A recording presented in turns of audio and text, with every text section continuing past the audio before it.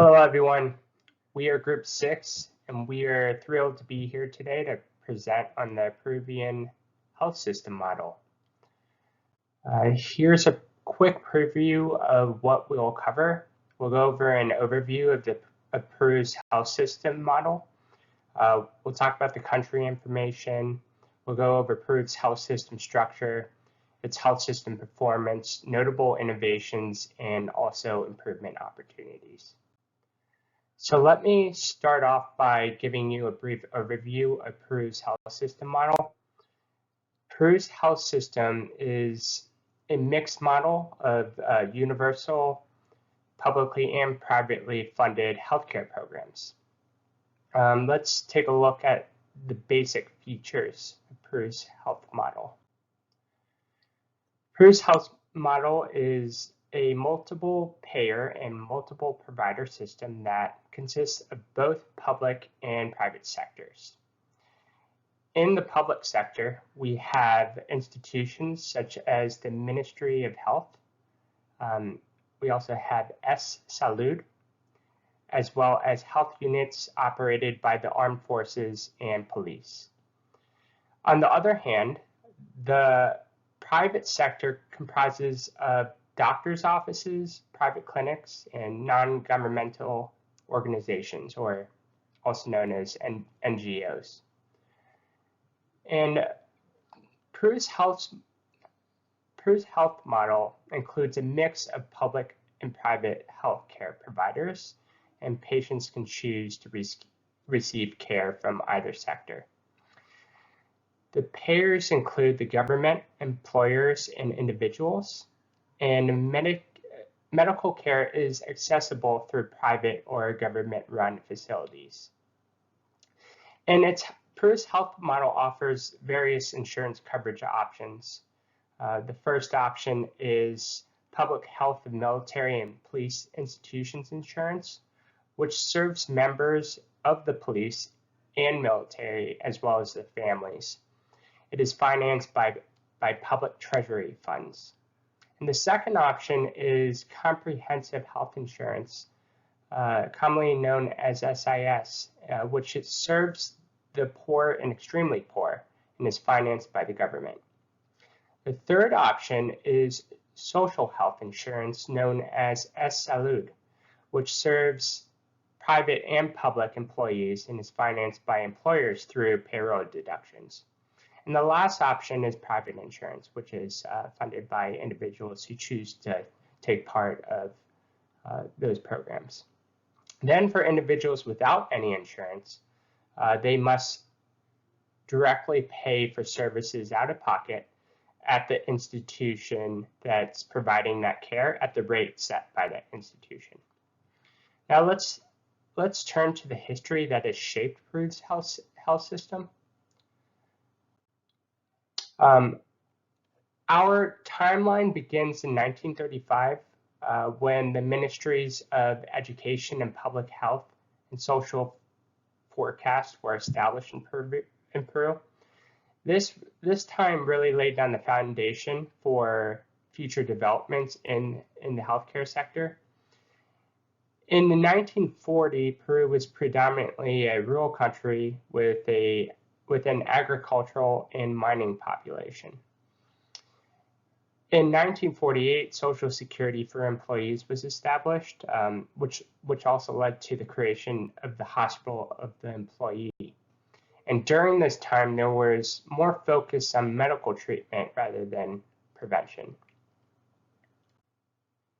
In the 1980s, it was known as the Lost Decade, and that's because it presented immense challenges for Peru's health system in the country itself.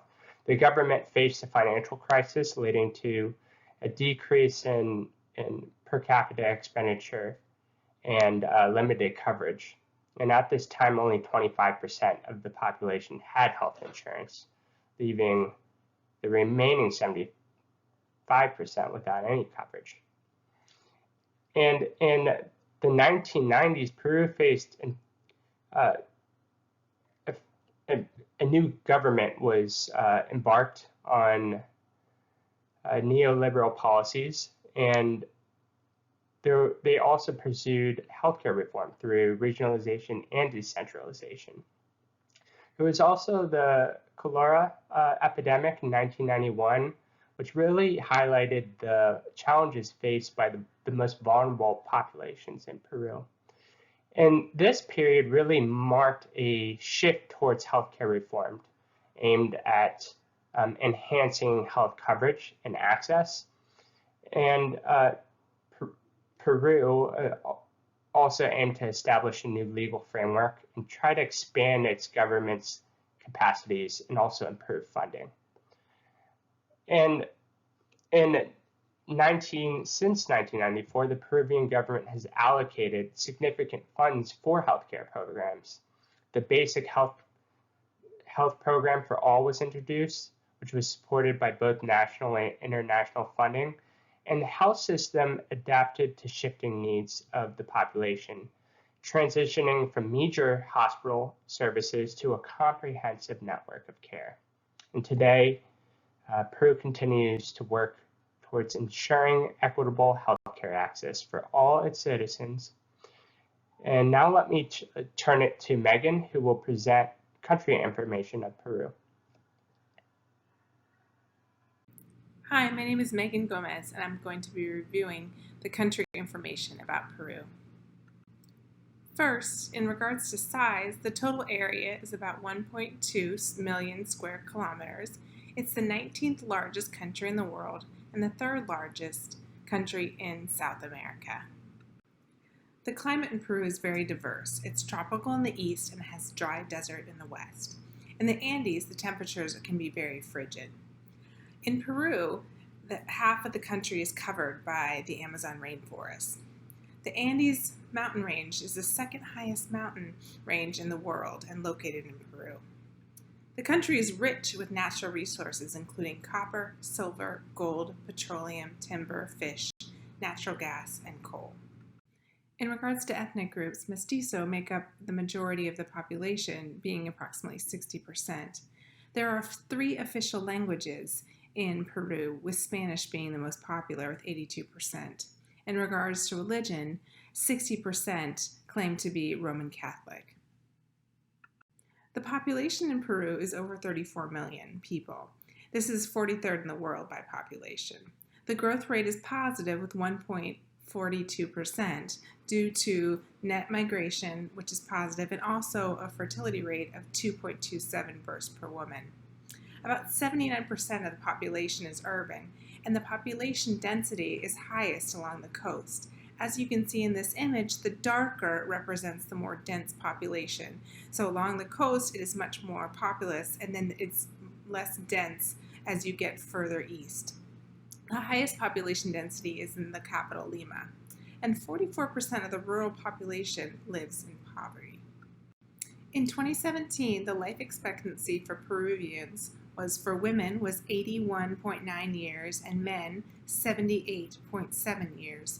And you can see this is increased from 1990 when the female life expectancy was 72.2 and for males this was 67.9.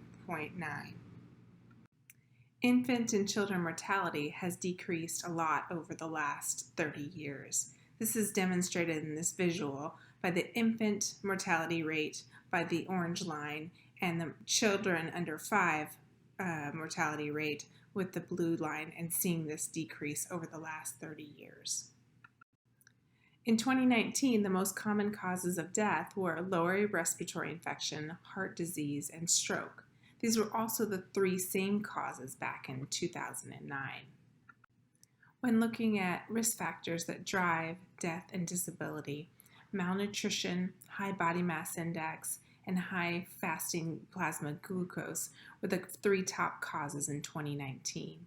In 2009, malnutrition, air pollution, and high body mass index were the top 3 causes at that time. Air pollution previously was second and fell to 5th in 2019. Finally, I'm going to close with the pest analysis. Political. Peru has a unitary, semi-presidential democratic republic. The president is the head of state and the head of government. They have a multi-party system, and they have three branches similar to the United States and China's government systems.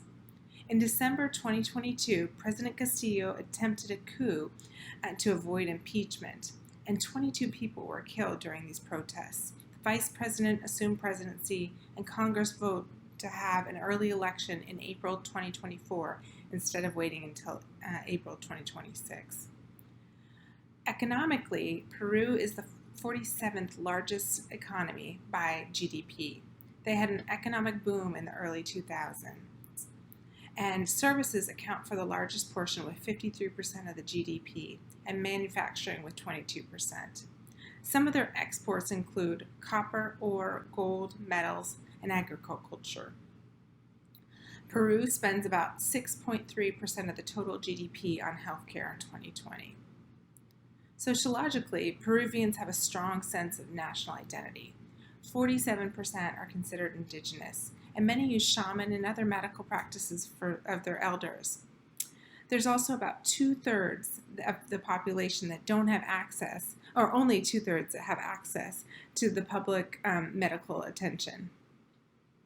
Technologically, since 2005, there have been a 5-fold increase into science, technology, and innovation. Investment in this STI program is one aim to improve infrastructure, get better data, and improve overall systematic review of the data. Next, I'm going to pass on to Sylvia, who was going to review the health system structure. Thank you. Thank you, Megan. So now we're going to go ahead and discuss health system structure in Peru. So the healthcare system is structured in a fragmented way with a lot of silos. It has two main components: public on the left side of your screen with the health ministry, which is called MINSA. That's the acronym. Es Salud, which is the Social Insurance Peruvian Institute. And then it has a small but very well regarded armed forces and police health services that serves those two institutions and workforces. Then on the right, you have the private sector that is probably the smaller of these two, with private hospitals and clinics, as well as private offices. So I just told you that this setup of MINSA is actually quite fragmented and not very functional. So after 2017, based on this problem being acknowledged by the government and by politicians, health networks were created, and they are called Redes Integradas de Salud, which are networks of healthcare that have been created so far in the areas highlighted in blue. So Lima, the capital, La Libertad, San Martin, and Loreto. And the goal of these networks is to integrate the services, not just from the public sector, but also from the private sector. In regards to insurances, so the main health insurances in Peru are threefold. So CIS, which is the health insurance provided by MINSA, which is the Ministry of Health, and this provides coverage primarily to low-income populations. And actually, that is fairly recent that it was created. It was created within the last decade or so. When I was practicing medicine, that didn't even exist. And most of the poor populations were uninsured. And just to give you an example, while I was training and taking care of poor, low-income populations in the hospitals where I trained, many times patients who require dialysis will end up expiring because they didn't have the resources necessary to get dialysis. So the fact that now we have a level of health insurance for low-income populations is a great advancement. Then on your right, you have Salud, which provides coverage to employees, workers, and workers are supposed to pay a certain percentage of their salaries to this fund so that they can get healthcare. And then a third group is private insurances that constitute less than 10% of the population in Peru. So let's take a look at this breakdown. So out of 100% of people in Peru, based on the 2017 census, you have 44% of people that back then were covered by MINSA, 25% in blue that had no insurance, 25% covered by Salud, so the workers, worker-based, uh, a job-based insurance, and then 6% that had private insurance.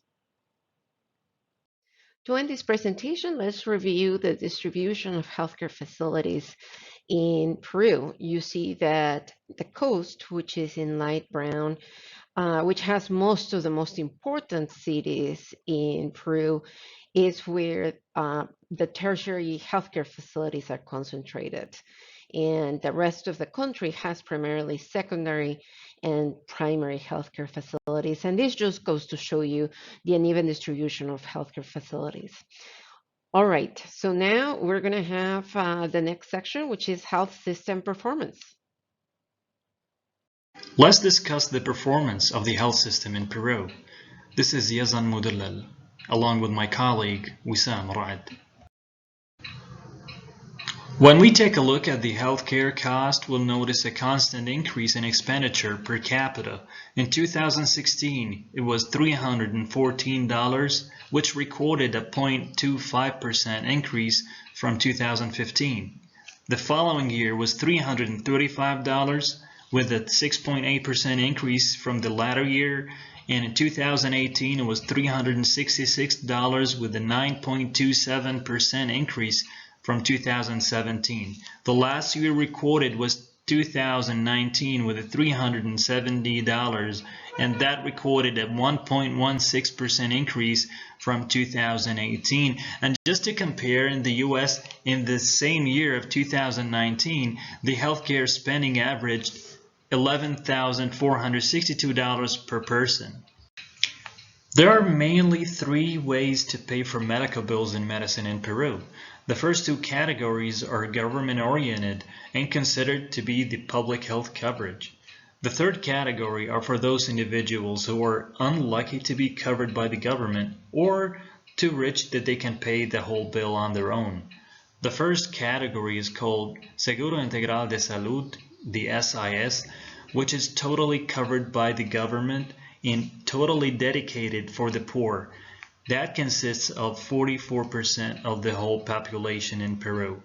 The second category is called the S-Salud, which is also governed by the government for the working individuals and their families. But there's one condition to this coverage, that the employer of these individuals has to dedicate 9% of their monthly wages to the government. And the third category is either having a private health insurance plan or to pay out of pocket, and that consists of 10 to 20% of the whole population in Peru.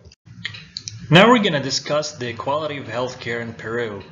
Peru ranked 61 in the list of best healthcare in the world for the year 2023, and the reasons being: 1. It was reported that medical training in Peru is not standardized to the world-class training. 2. 77 of Peruvian physicians reported that research areas of tutoring and academic activities were deficient. 3. 82.5% of Peruvian physicians believe that residency should last at least 4 years. 70% of medical schools in Peru are not accredited private medical schools, and there's also deficient amount of credits to the primary care training in medical schools in Peru. Thanks, Yazan. Moving on to discuss access in the Peruvian health system. In general, the health system is fragmented in the Peru, and there is a significant deficiency in primary care, which compromises the access to healthcare. There is also an uneven distribution of resources. For example, rural areas lack infrastructures such as hospitals and clinics, which leads to poorer outcomes. And also, only 1/3 of indigenous communities in the Amazon have access to healthcare. Another area in the South Andean region, there is no access to screening for non-communicable diseases. And in addition, the high cost of healthcare that has been discussed is another barrier to many low-income people, limiting access. On your right-hand side, you can see, to put things in perspective, there are only 45% of the rural communities having access to a first aid post, and 42% of those communities had only a basic healthcare facility, not an advanced. In addition, 11% had a health, only 11% had a proper health center, while 59% of these communities did not have any health facility. In terms of equity, there's obviously significant challenges in achieving equity in the Peru. This is shown through the disparities in outcomes between regions. The government installed a sectoral policy on intercultural health in 2016. It was a proposal, in fact, and it aimed to regulate the actions of intercultural health at the national level. This was supposed to promote inclusion, equity, and equal opportunities, but the full implementation has not been accomplished to date. There are also significant disparities, as we mentioned, between populations. There are intercultural challenges, especially in terms of the indigenous people in the Peru. They do not share the same Western concepts regarding health, disease, and illnesses. They practice their own curative processes. They have their special type of diet restrictions and special food preparations, and they are subject to discrimination and exclusion of their practices, so they voluntarily self-isolated at some point. And this created a bigger challenge for the healthcare system, where they need to acknowledge the rights of these populations while providing healthcare as a duty. To put things in perspective regarding those disparities, the patients themselves, their go-to place, on your right-hand side, you can see that their go-to place for medical care is less likely to be the primary health facility. There are only 29% of these populations that seek primary health care specialist or expert or a post for their medical care, while 41% ask a pharmacist. Thank you, Wissam and Yazan. My name is Kyle Heidenberger, and I will be discussing notable innovations of the Peruvian health system model. First and foremost, it is important to note that unlike the other multimodal systems in other countries, such as the United States' decentralized infrastructure, the government has a significant presence in Peru's model in ensuring quality performance and improvements in achieving optimal standards. In direct response to their country's disease burden and shifts in socio-environmental determinants of health, the Peruvian government has implemented an ongoing legislative strategy to support enhancements in healthcare delivery between its urban and rural indigenous populations. In 2005, the Peruvian government committed to an increase in funding equivalent to $280 million annually to 8 programs in science, technology, and innovation. As a result, the country increased its contribution to scientific publications in health sciences eightfold and began to recruit internationally renowned scientists to its academic institutions to continue researching breakthroughs in medicine. The resulting studies of this initial government investment cascaded into a series of additional legislative contributions. In 2013, Peru's law on the promotion of healthy foods for children and adolescents was approved, as a direct response to an increase in childhood obesity and other nutritionally based chronic non-communicable diseases. Then, in response to major disadvantages such as lack of access to quality health services and information by the variety of its growing indigenous populations, the sectoral policy on intercultural health was approved in 2016 with an aim to regulate intercultural health at the national level. Next, following studies that showed 1 in 5 adults in Peru suffer from at least one mental health disorder and only 10% of those had access to mental health care, in 2019 the mental health law was approved by the government to implement community health models across the country and bridge existing treatment gaps. Finally, in response to escalating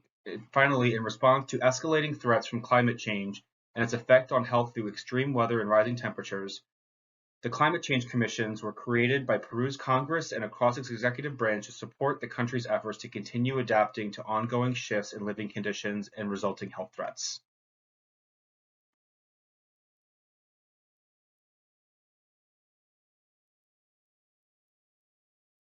In addition to its commitment to advancing care across the country, there has been a particular focus on expanding maternal care to Peru's rural communities. As previously mentioned, the country's unique geography provides major barriers from the Andes Mountains and Amazon rainforests that separate over 7 million indigenous people from the resources available in urban areas. Investments in educating and training skilled providers and community health agents have increased the presence of qualified professionals in rural community births from less than 20% in 2000 to 84% in 2020. Additionally, the availability of mobile tablets and applications have made it possible to bring educational resources to these communities and reinforce healthy pre- and postnatal practices. Lastly, as was the experience of many countries, the COVID-19 pandemic surfaced many of the fundamental weaknesses of Peru's healthcare system. Peru was one of the hardest hit countries, at one point leading the world in deaths per capita at more than 500 per 100,000 people.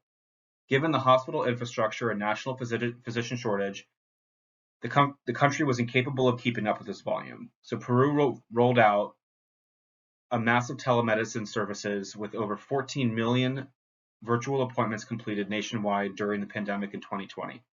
Following the pandemic, legislation was approved to improve internet access and cell service coverage to the country's more remote areas to increase access to virtual healthcare services through a national telehealth network. I will now hand it over to Chizoma to conclude our presentation with an overview of improvement opportunities in the Peruvian healthcare model. Thank you, Kyle. My name is Chizoma. This section of the presentation is on the current workings of the Peru health system and possible recommendations for improvement with regards to cost, quality, access, and equity. I'll be starting with the factors that influence cost of care. The structure of the Peruvian healthcare is decentralized, meaning the system comprises of a combination of public and private organizations. Decentralization has caused issues with communication that has increased cost of medications. Also, the health insurance demand of an individual is linked to the price of insurance, which does not only reflect its monetary cost, but also the cost in terms of time and any loss in income resulting from the registration process. In addition, the lack of control over the distribution and sale of medicine in Peru makes acquiring needed medication difficult and sometimes impossible. For example, almost half a month's salary could be used to treat a urinary tract infection with originator brand medicine, even though there are likely more affordable generic options available. This example is simply meant to highlight how unreasonable medication prices can be. To prevent the exploitation of distressed patients and their families, the government has established a price list for common medicines and fixed a 25% profit for the vendors, although it has proven difficult to supervise and ensure the profit margin is not exceeded. Furthermore, those in poverty qualify for government-funded healthcare and also qualify to receive medicine at no cost. However, hospitals in Peru are so underfunded, the process is so lengthy and bureaucratic that makes patients opt to pay large out-of-pocket expenses to avoid wading through the system for needed medicines. In Peru, both rural and urban areas experience a lack of high quality health care.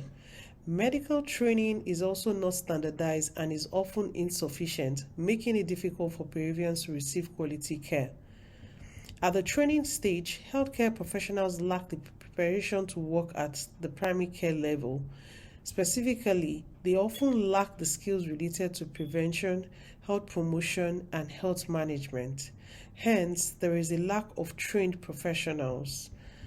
Because the national health system is stretched so thin, doctors at the primary health facilities in rural Peru have limited access to diagnostic tools and adequate funding.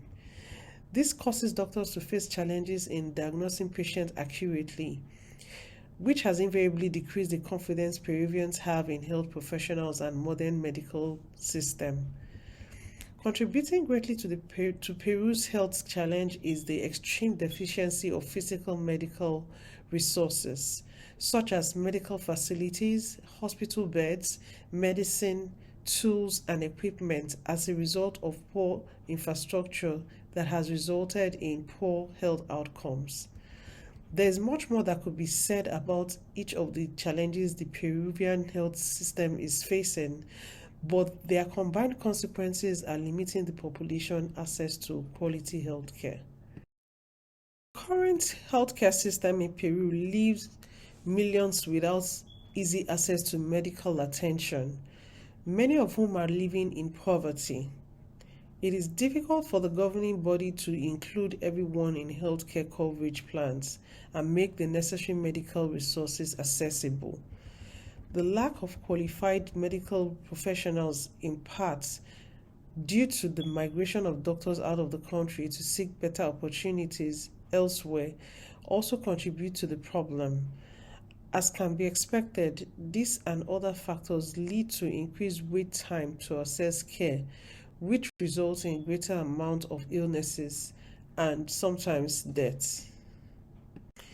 The maldistribution of resources is especially problematic as it keeps Peru's healthcare system from reaching its indigenous populations. Rural areas of Peru suffer from lack of resources and are excluded from the healthcare system reform. These areas have the slowest national poverty reduction rate and suffer from severe lack of healthcare funding. The Peruvians that live in this rural region, including the Andean and Amazonian regions, have limited access to healthcare professionals and the medical resources that they need. Because of this inequity, the Ministry of Health in Peru created health policy guidelines in the institution's strategic plan from 2008 to 2011 that focused on improving rural health care through universality, equity, and social inclusion. To conclude my section of the presentation, I'll be looking at the areas of improvement for the Peru healthcare system with this roadmap. For cost effectiveness, system improvement is recommended to optimize operations, restructure the health model, and infuse digital advancement as measures to significantly reduce costs. The government must balance the complexity of implementing technological solutions with their health system operational readiness. Implementing digital solutions requires thoughtful analysis of current opportunities and enablement of foundational capabilities to support financial sustainabilities while positioning the health system to be on leading edge of healthcare. Secondly, with regards to quality, the recommendation is to redesign the health system to be more patient-centered, fast, and flexible, with the introduction of innovative solutions to deliver care in new and better ways. Standardizing training of healthcare providers, providing attractive employment incentives, streamlining the admission process, improving clinical outcome, decreasing wait time while minimizing preventable readmissions will lower cost and increase revenue. Thirdly, the recommendation for improving access is to transform the system of care to enable the government build a smart care delivery model that provides equitable access to care no matter where patients are. This system will prioritize acceptability, availability, and affordability to enable healthcare providers serve the undeserved and deliver decentralized care closer to patients with technological-based innovations like mobile clinics that will shift routine care to community settings by enabling efficiency while leveraging on expertise and strategic partnerships. Lastly, the recommendation for equitable health system in Peru is a further legislative reform to eliminate gaps in health coverage that would encompass key stakeholders' performance along customized health equity related benchmarks and metrics, determine market dynamics that inform strategic planning, and leverage smart health analytics for unique data insights, which will help them come up with successful health equity strategies that will focus on long-term value and eliminate health disparities in vulnerable communities to promote equitable patient outcomes.